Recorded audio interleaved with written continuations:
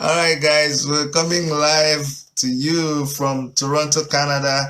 Our special guest today, who is someone you're going to be happy to meet, is a hard-working lady. I've known her for a very long time. She's our special guest, and she's going to come live very soon, and we will be adding her on the program. Our special guest is gonna be joining us very, very soon. Please go ahead and share this video. That's what you can do for us right now. Share this video. It's very important. Honestly, the kind of feedback that we've been getting from people because of this small thing that we're doing, you cannot believe it. People have been helped. People have been really helped. That's all I can say. They've been encouraged. They've been inspired. All right, we're bringing her on shortly, ladies and gentlemen, and it's gonna be a wow show like we've always done in the past, but today is gonna be special, and you will soon find out why. People need to hear you. People need to hear you. You'll be amazed how a lot of this has inspired people. One of the reasons why we started doing this series is because all the news we hear from Nigeria, it became so alarming. Every other day, one young person is committing suicide. It's just started getting so much out of hand. I'm like, hey, you know what? People need to hear, because a lot of them look up to us. They think because we live outside the country, everything is perfect. Because they see us on Facebook, we're always on Facebook, we're chatting, we are posting, we're doing stuff. They think everything is perfect. But I said, you know what? They need to hear our story. They need to know that, we all deal with stuff. We all had to deal with stuff growing up, and we all had to pass our courses in college and university and all that. And a lot of them have, called and written back and said, wow, I was surprised. All of this inspired me. I didn't know this is what it took to make it in life. So Nki, let's start from the beginning. For people who don't know you, for people who are seeing you for the first time, if someone asked you, who is Nki Iweka, who would you describe Nki Iweka as? Well, a girl that was born in Ihiala during the Biafran War. I grew up in Onitsha. I'm from Obosi in Anambra State. I'm a self-styled Mama Put, the executive Mama Put. So the Mama Puts are both Mama Puts. So I'm from Anambra State, Obosi, Biafran baby, very old, 50 years old. I'm known as the woman that fries akara on the North End Road by the traffic wardens. All my education, that's what that ended up being, the woman that fries akara. But it's all good. I love it. Yeah, that's what I am. I'm Nki. So Nki, what's your educational background?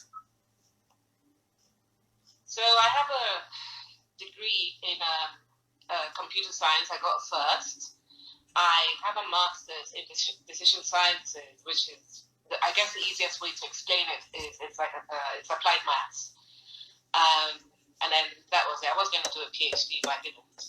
I said I'll come back in 1 year, and I didn't. So 20 years later, I am now a Mama Put. Okay, so why Mama Put? Why? How did it come about? And explain, when you say Mama Put, for people who don't understand, tell us what a typical Mama Put is, and then we're gonna come back to why Mama Put. Mama Puts, I guess, I don't want to say big fat lady, because not all of them are fat. But I guess the image is a jovial lady cooking, mostly by the roadside, on the streets of Nigeria, feeding people, young, old, rich, poor, whatever. Food tends to be very delicious. How did I come about it? I moved to England when I was 15, and even then I wondered why Nigerian food was not readily available. At the time, it wasn't. I don't even think there was a Nigerian restaurant in London then. You know, there were Chinese restaurants, there were Indian restaurants. In those days, Chinese would offer you chips, you know, with Chinese food. So there you could see, I mean, as an older person, you know, I could see they were trying to make their food palatable to the Western taste. But there was no Nigerian food. And even to buy ingredients was a hard thing. But I always wondered why there wasn't, you know, I couldn't understand why, because I thought it was really delicious. Over the years, I would cook. I never really saw myself as a particularly, you know, as a cook. But it's funny, I meet people who remember me from, you know, maybe university days, and they also seem to remember me from a dish I made. How did it come about? Funny enough, it was Facebook. I put a picture one day of, I put a picture on Facebook about 10, 11 years ago. I don't know, I was having a discussion with, you know, a Facebook friend, and I posted this picture, and it had a lot of responses or whatever. And I thought, this is quite interesting. So I put another picture, and then at some point, someone said to me, I should write a proposal to come and do some training in Nigeria for the organization, which I'm not allowed to mention, but to come and do some training for the organization where she was the HR person. And I have to say, it was quite a scary experience for me, because I thought, I'm going to Nigeria to teach Nigerian cooks how to cook Nigerian food, you know, talk about taking snow to Eskimos. But it went really well. I was supposed to be there for 2 weeks. I ended up being there for 3 weeks. You know, they asked me to do an extra week. I could see that the staff got a lot out of it. I got a lot out of it. I learned stuff from them. They learned from me. I really enjoyed it. And, you know, that particular person gave me a lot of encouragement. And just said, do something with this. You've got talent for it. Even if you just do a picture book just of your photographs, your food photographs. Anyway, I would eventually write a book. That then led me to doing some work in Nigeria for about 4 months, where I was head in the kitchen of a boutique hotel. And then I had other people wanting me to do stuff for them, but I have to say, the Nigerian experience, much as I enjoyed it, and I have to say I was very grateful for that experience, because nobody would have given me a head chef's job. And I have to say, the first night, the first service I did, I thought to myself, this is what I was born to do. I really, really enjoyed it. I enjoyed the stress. I enjoyed the craziness. You know, just trying to get food out, and then just, you know, when people come back and say, oh, I really enjoyed that food, there's no bigger ego trip. So it gave me, I think, confidence to carry on doing that. And then also that childhood, that 15-year-old when I was 15, that dream, or that wondering, why is Nigerian food not mainstream in the UK? There's so many of us here. It made me want to make that dream come true. Does that make sense? Yeah. Sure. It makes sense. I'm not even sure I answered your question. I forgot what your question. No. You're flowing. Honestly, the essence of this is that's why we're on social media. We're doing it raw and live. Is because it's not a scripted thing. So whatever comes, and I'm telling you, you're doing so perfectly well. We want to help take you on a journey. That's what we want to do on this show. So let me take you a little further back, and you'll be surprised about this, and maybe you might find some inspiration there. Way back when I was like, how old was I? It must have been like 7 years or so, because a lot of people don't know that for all our viewers, let me just say that I've known Nki for a very long time. We were primary school mates, but I remember going for a birthday party. It was either you or your brother at your house in GRA, and there was they made, like, I think it was puff or buns, but they made it with plantain or banana. That was the first time I ate it. So you want to tell us a little bit about your mom's cooking? What kind of a cook was your mom? Well, my mom, I would say my mom was very good, or is a very good cook. and pretty adventurous, but she made everything from scratch. So she would make her own jam. Your She would bands. make her own. Your bands. Sorry? Your bands. I'm them. Oh, I thought you said they did match. Right. So she would make her own jam. She would make her own jam, her own bread. Everything was made from scratch. Her parents were the same as well. My grandfather, my mom's father, he would cure his own bacon. He would cure bacon. They would make sausages. My mom would send me. We would go to a bussy. There was a pig farm in a bussy. She would pick a pig. They kill it, mince it. We'll come home. I'll help her make sausages. Then she'll put me in the car with the driver, and then I would drive around with the driver, giving sausages to all her friends. So that's how I was brought up, with everything made from scratch. Bread, jam, sausages. Sometimes, of course, we'll buy stuff, but that's how I was brought up. So food was very much part of our lives. So even my mom's father, who was an other titled man, he would cook. My dad used to cook as well. And we love my dad's cooking. The only thing about my dad's cooking is he would use all the pots in the kitchen, which would drive my mother mad. So that's how my household was. Everyone cooked. Everyone was encouraged. And, so it was all fresh food. It was okay. Even in those days, there weren't that many processed foods anyway. But like I said, even down to bread and jam was made at home. Pies, everything. So do you think that would have in a way affected you or played a major part in you turning to food down the road? Possibly. It certainly put me off eating eggs, because one of the first things she taught me how to make, when I think I was about 10 years old, and she said, come and learn how to cook. So the first thing she taught me how to make was an omelette. And after that, I never ate an egg again, because I could just smell eggs on my hands, and I kept washing them. I couldn't get I knew I was being silly, but I just couldn't get the smell of egg off my hands. I've never eaten an egg since then. But I think the next thing she taught me how to make was okra soup. So possibly it did. And then because we always ate really well, and we ate different things. My mom was very well known for making really nice food. So because we ate really nicely at home, and I'll go to my grandmother's house, and food was always really nice, and I go to other people's houses. And so even when I went to university, I didn't like the food at university, so I'd cook for myself, and then people would ask me to, can I have some of your food? So yeah, I was cooking for everybody. Practice makes perfect and all that.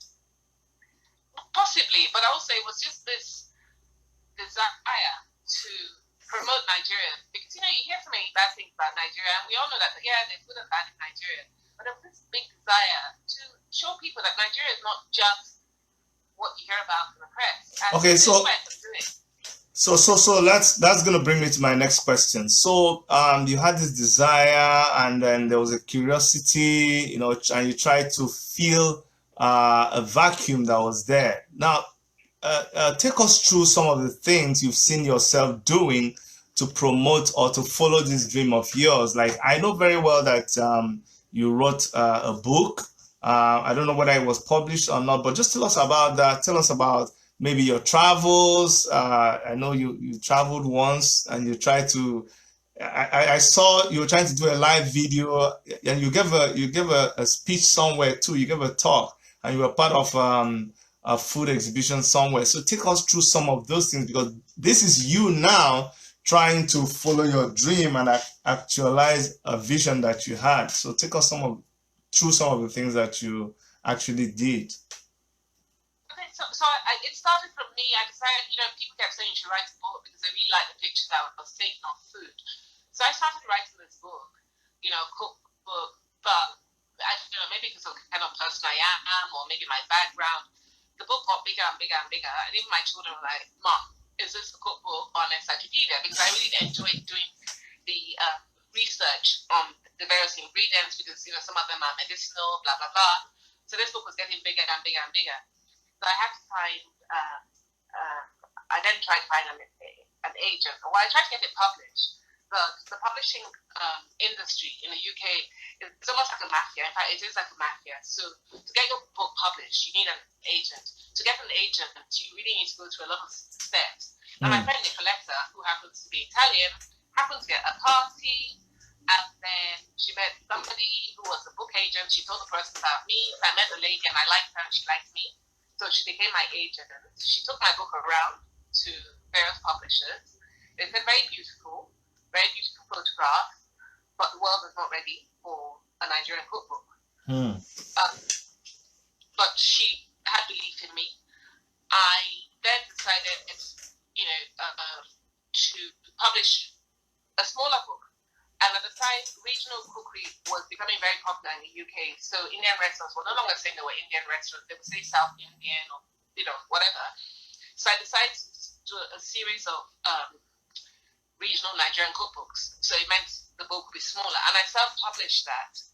On the back of that is what took me to Nigeria to go and work for 4 months. And then when I came back and I said to my agent, this is what I've done. I set up this kitchen, blah, blah, blah. I was working in Nigeria. She got me a gig to go to the Middle East, to Sharjah Book Fair, which is probably what you're referring to. Yeah.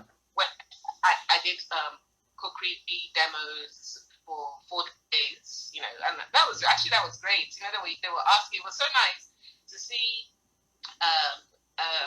Arab people wanting to know where they could get palm oil from, because they were convinced that's what made the food so nice. They loved their akara. Okay, there was one woman who said, this is how we make pasta, but it's not falafel I made. It's similar, but it's not. So that was a really lovely experience for me. And then I did that, and at some point I was doing pop-ups in my house, because I was going to, again, you sort of look at food trends, and street food was very popular in the UK, especially in London at the time. So I called up a few markets, a few farmers markets, to see if I could get the space. But they were more interested in primary producers, i.e. farmers. They said they had enough people, with prepared food. So a friend of mine said to me, and another friend who said to me, she would invest in me. She said, so what are you going to do? I said, well, let me just start with pop-ups from my house and then see what happens, which I did. So people would come to, would pay me to come and eat at my house, and it became quite a social thing. There's a lot of networking going on. People became friends, and whatever. And I did that for about 2 years, and it got to the point where I thought, but also somebody would come to one of the properties, then said they wanted to invest in a restaurant. Okay, that didn't work out in the end. But I thought maybe I should take it out from my house and, try and get a restaurant, which was probably the craziest idea I've ever had. Because I went from quite a peaceful life to quite, but I'm really happy, put it that way. But it's really, really, I knew it would be tiring, but it's running a business, running a restaurant, especially in the UK, it's not just about, so even though I've done it in Nigeria, I didn't have all the responsibilities I have now, where I'm dealing with red tape, accounts, with the account, marketing. I basically I'm doing everything, as well as cooking. So, but generally I'm happy. Of course, I worry every day, check the bank account every day, make sure we got enough money to pay for things. But, I'm happy. So that's, a very, and it's probably taken about 5-6 years to get to this stage. So it wasn't like it was overnight. Exactly. That's the next thing I was going to talk about. So now you have a dream, now you have a vision, and I hope people that are listening are beginning to understand, because at first when people hear, the executive mama put, they think, she's just doing mama put. That's why taking us through this journey is going to make people are beginning to see that, there was more to it. You wrote a book, you went out to do a cook show, you were able to use your food as a social media tool to bring people, not social media, but as a social and interactive tool to bring people together. So you've been creative with your vision. But then let's talk about some of the obstacles, unless it was always rosy. But if it wasn't rosy, what are those obstacles that you encountered? What if you can remember some points that you thought,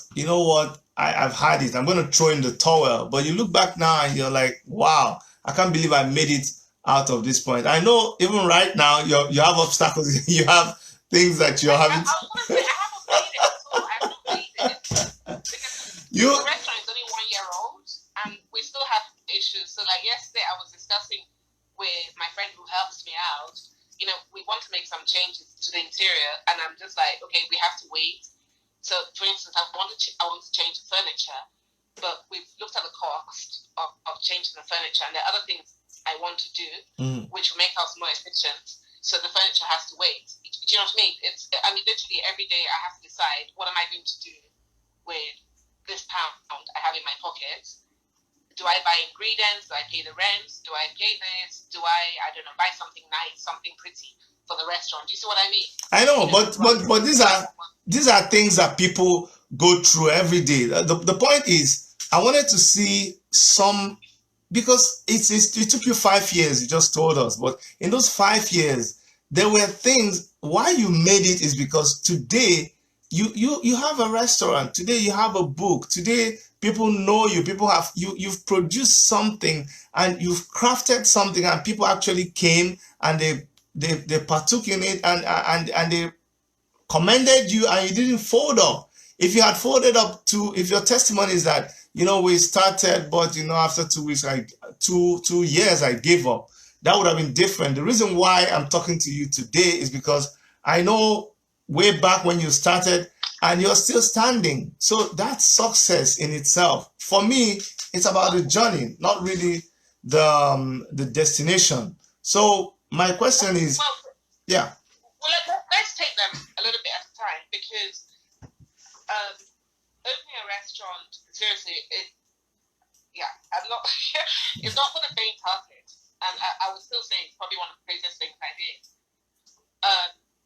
Let's just start with the book, because that's an easier thing for someone else to do. So I went to publishers. It's a very long story all about the publishers. Even my cousin introduced me to one he went to school with, blah, blah, blah. In the end, I did it myself, right? I decided to publish the book myself. I started with 100 copies. I sold them. And then with that money, I published more. This is what I mean. And in publishing that book, that then brought me other opportunities. So the book was never going to make me money. It brought me opportunities. With the restaurants, initially, I was going to do it with other people. But in the end, I was able to do it without other people, if that makes sense. Although I started running out of money at some point, because with building work, you never know what you're going to find. So you start digging up. So I had to try and make a little bit more money, a lot more money, which I didn't quite get. I didn't get close to it, to be honest. But I still had people, I did a GoFundMe, and so I probably got maybe a quarter, not even up to a quarter of the money I wanted. But it got to the point where I thought, I've been doing this renovation for, 3-4 months. I'm paying rent. I'm not getting any money in. I've got to open. And I remember I said to a friend of mine, I'm just going to have to open, even if I have to beg all of you to give me 1 cup of rice, 1 cup of oil. And she said, okay, I'll buy you 2 bags of rice, even if I bought from my house. And literally, that's how I opened. And I said, I just got to open, even if I just sell 1 cup of coffee. But that cup of coffee or that plate of rice will go towards paying the rent than me just being, not being open and I'm paying the rent. So that was how I opened. I just had to close my eyes. Literally, I had to close my eyes. It was really scary the first day. I think I finally agreed, okay, to open the doors halfway through the day. Yeah. Okay, so why didn't you give up? Why didn't you give up all this time when you had issues? I sunk so much time, and more importantly, money. There was no way I could give up. Even now, there's no way I can give up. It's not like it's making me. I'm not paying myself, right? But it's something I want to do. It's something I wanted to do. It's something I felt I should do, and it's something I enjoy. So I don't pay myself. We got through 1 year. They say that the first year is always the hardest. I hope it is. even though I don't really see a light at the end of the tunnel at the moment. But they're flashes. They're flashes of, okay, there's hope. And then every day, every single day, when somebody comes and we go and clear their plate and the plate is empty, I know I'm doing something right, and I know that person will tell someone else or will tell someone else. So that's what keeps me going. That's why I've not given up. Tell me, there's something you posted on Facebook about the lady that walked in. I don't remember the story now, but the lady walks in and asking you if you had microwave or something. She go, That was a man. Women don't do oh, things women, like okay. I know. It's always the men, but tell us about that. That was funny. When you have a space that people perceive to be public, because what people don't understand is, yeah, it's a restaurant, but it doesn't mean it's a public space. It's still privately owned. Even a big company, it's privately owned, and people don't realize that. So you get all sorts of people walking in. You get people wanting you to be their therapist or whatever, and you have to deal with it. So this man walked in, and it happened to be, I think we had live music that day, so we were all quite busy. There were a few of us in there, a few of us working. Some days you come in, it's just me there. Other days you come in and there might be three people, but whatever. Yeah. So this man walks in and says, "Have you got a microwave?" So everyone looks at me, and I thought, actually, I'm looking for a new microwave. But I looked at him, I thought, he doesn't look like a microwave salesman. Not that I know what a microwave salesman is like. So I said, yes. And he pulls up a bag. Can you warm this food? So everyone looks at me again. And I'm like, no. There could be a dead body in there, right? Could be anything in that bag. So I said to him, no, I'm afraid not. Health and safety. And off he went. And we just have crazy things like that every day. What can you do? Makes you laugh, makes your day go by. All right, so we're going to be wrapping up very soon, Inky. Thank you so much. But you're from Nigeria. I am from Nigeria. We're all concerned, and we all want to do our best. There's so much that I've seen you do, in terms of promoting Nigeria, airing your views about the goings on in Nigeria. But the one that really comes to the front burner now is all these cases of young people committing suicide and giving up and all of those things. So I want you to just speak to that, because they're giving up, they're frustrated. What do you think about that? I have a huge variety of friends, huge range of friends, I should say. Nigerian friends, young, old, Muslim, Christian, atheist, homosexual, heterosexual, just a really big variety of friends. And I have seen, a couple of my friends, especially the younger ones, and you're right, it is the younger ones, and even a couple of days ago, I saw what he wrote, and, he's attempted suicide several times, and it's his birthday month, and he's not sure what his purpose in life is. Sorry, I'm rubbing my eyes, but yeah, it makes me sad. And what do I want to say to them? I think I'm not sure there's a human being on the planet that hasn't had self-doubt, that doesn't think, what am I on earth to do? Even me sometimes. Look, I cry. Sometimes I cry. I was 50 last Monday.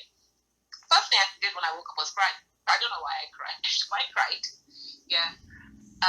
And it wasn't happiness. It was a bit of sadness, a little bit of regret, thinking of things I could have done differently. Thinking, my God, my life is probably halfway. What have I achieved? But, so it's the way, it's just trying. It's not trying to, I'm choosing my words very carefully here. It's not saying that it's easy to pull yourself up, because I know what it feels like. Seriously, I've been there where today I won't talk to anybody. People knock on my door and I don't want to talk to anyone. Where I felt so down. But yet, if you look at me, you think, well, what's wrong with you? You seem to have a nice life. You've got children. You've got a nice house. But there's still that despondency. And I know it's not easy to pull yourself up. So what do I have to say to them? I just try and find an inner strength somehow. But even saying that is wrong. What I'm saying is even wrong, because I have friends who have clinical depression, and there is nothing you can say to somebody who is in that state.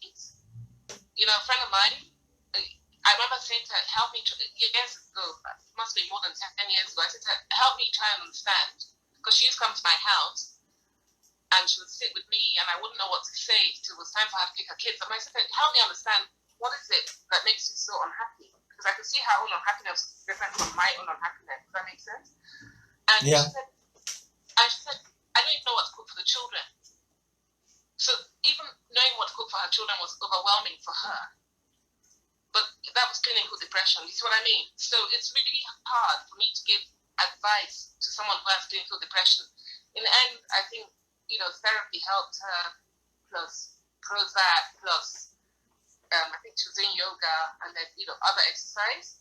So for everyone, it's different. So I can't really give a word of advice to someone who is clinically depressed, apart from to say you're probably not alone, and to just try and seek help. That's the only thing I can say.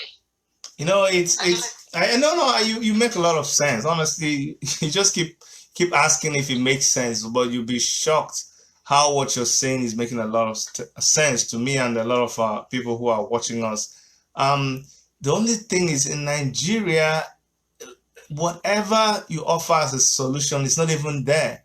Like, you tell someone go get help in Nigeria from where? From a clinic that's supposed to. But I don't agree. There is actually, because this depression thing is not new. This depression in Nigeria is not new. My friend Dr. Iweka, he wrote, even when he was a student doctor. There's an article he wrote, and it's entitled, and it's a beautifully written article. It's called "There's I've forgotten it. Something like "There's no depression in Nigeria," or "Depression doesn't exist in Nigeria." But if people Google his name, Iweka, and put depression, they will see that article. And I've shared it several times over the years. And then people would come out and talk about their own depression. And then there are a couple of there's another Facebook friend of mine, Dr. Gida, I can't remember his surname. You know, that's what he deals in. But there is help, but people don't realize it's because Nigerians, our society doesn't allow people to express. You know, they will say, you know, be happy. But having said that, I think it won't happen here to a certain extent, although it's changing here. But there is help. There's help in Nigeria. I don't agree with that. It's just that people are afraid to talk about their emotions. You know, they'll say, oh, you're crazy or something. You know, there's help. I've seen it over the years. I've certainly read from people who said they were depressed and this is the help they had, you know, in Nigeria. Like I said, you know, I'm not trying to understand what I'm saying. It's like saying, if I tell you there's no light in Nigeria, it doesn't mean there's no electricity in Nigeria. But when you consider the percentage that is available to the one that is not available, that's what makes you say there is none. Now, when there's the question of, you know, in Nigeria, a lot of the time, you know, it boils down to there are no opportunities for people, and it boils down to money. You know what I mean? There are not enough opportunities, I think, and people don't see that as the future for them. Exactly, but even when you. But then we're going to start getting political, and what part does the government play as opposed to the individual? And that's why you now see people risking their lives crossing the channel, the Atlantic. It's much deeper than you and I could talk about. You know, it's much more in this short space of time. It's so, I don't know, deep rooted, and it's not even something I think will be solved in the next 10 years, unfortunately. Okay, so now that's gonna open up. You know what? I'm gonna find another platform to talk about this because it gets so confusing. People have reached out to me, and when I try, it's so difficult for me not to feel bad because I almost find myself throwing it back on these people who are asking me for help, and I'm trying to blame them. Like when I say, you know what, the solutions are there. There are people offering this thing. Go and get help from them. And like you said, by the time you get into the technicalities of them even moving from where they are to where they need to get this help. Just even transporting themselves to that place, just even like, yeah. And then they get to the place, you discover that if there are 100 people that need to be attended to in that day, probably the first 20 people have to be people who know somebody who knows somebody who knows somebody in the hospital. And their problems are, like, it's a systemic thing. I agree with you. I'm definitely going to have to find a platform to discuss about it, but people already blame me that I'm politically volatile and I am so one-sided. So I think you can't be Nigerian and not be political. I think it's just inbred, and maybe it's just society we come from. You see the injustice. You just cannot be Nigerian and be apolitical. Exactly. So, like, how can you do that? How? Every day, I don't know which Nigerian in the diaspora doesn't send money back home, doesn't get called about issues, doesn't read about. I mean, you can't just read issues about 100. In other countries, 2 people get killed, 5 people get killed, and the whole country shuts down. Like, it's always on the news. Like, everybody, they're offering psychological advice and all that. But in Nigeria, they're arguing over if it's 356, or the police will say no, it's 357. Then the military will say no, our report is. So it's no longer about the incidents, it's about the numbers. It's crazy with 100, 200. Yeah, I know, and I think in some ways I think we're like you said, we're going into this thing a little bit too deep, but I think in some ways it's our culture, because there's this how do you say, respect for. It's almost like we hero worship people who we think are better than us, and so it becomes almost cult-like. So your pastor does something, and you can't say he did something bad because he's a pastor. God will strike you. God will strike you. And I've heard people say. A friend of mine once said, right? She said it very proudly. She said, "Do you know my governor is the richest governor in Nigeria?" And I looked at her. I said, "What do you mean richest? Do you mean he's personally rich, right? Or that the state gets the biggest allocation?" I said to her, "But he's not the richest. Don't you understand that money belongs to the state, not to him?" But it's this almost like this emir mentality. So the governors become like tribal chiefs. Does that make sense? They're like leaders. I mean, no. People don't understand that governors, the president, they're servants of the people, but people treat them with such it drives me crazy. They do the same for the pastors as well. These people are supposed to work for you. You're not supposed to lick their feet and bow for them. They should be accountable to you. And that's what we fail to understand. And that's why you get such stupid arguments when they're counting numbers, like you just said. It's because they're it's almost like hero worshipping these people. So they're trying to justify with stupid arguments like that. Okay, so maybe. Don't start me on politics. Okay, so I see where you're interested in. I'm going to have to call you in on another interview. We'll do good sound check and camera check. No, I'm not doing that. I'm only doing food. I'm a mama put. I'm not a politician. You're a mama put. That's it. Just mama put now. No. I'm definitely going to call you back for that. But Nki, thank you so much for coming on the show. My apologies for the initial. Yeah. But you're really. We can't even blame Buhari for this one. It's APC. It's all those APC people. They are the ones that are working against us. They are monitoring me. They're fledged people. They sent something from the village to come and attack. It's witches and wizards. Back to sender. Holy Ghost fire. Holy Ghost fire. You have a lovely day. And thank you so much. Yeah, thank you so much. Yeah, okay. Yeah, bye-bye. Bye-bye. Yeah. Bye-bye. Yeah. Okay, guys. So that was our special guest for the program today. And I'd like to thank all of you who stayed back to be with us on the program, even with all the hitches that we had initially.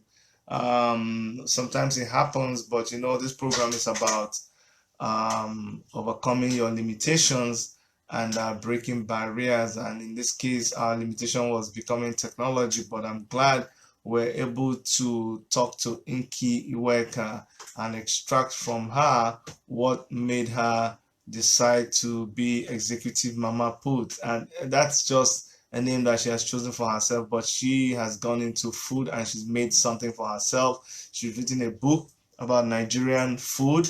She went ahead to give lectures on Nigerian food. She's gone to train people in Nigeria. She didn't have any professional training as a chef, but you see what she was able to do with her passion and her vision and her dream. She even went ahead to push it further and open a restaurant. That's why people like that are outstanding, and that's why we bring them on this program. So you that you have a dream, you that you have a vision, you that you have a passion for something, but you keep giving up hope, you keep throwing in the towel when you jam any obstacle. What we're telling you today is that if all these people have made it, you cannot give up on your dreams, and suicide is definitely not the answer for you. You just have to hang in there, do the things that you enjoy. It's not always about the money, it's about fulfillment, it's about satisfaction, it's about you coming to a point where you have achieved your dream in life. From all of us in Worship Media Studio in Toronto, Canada, Chidi and Erica saying bye for now. Thank you.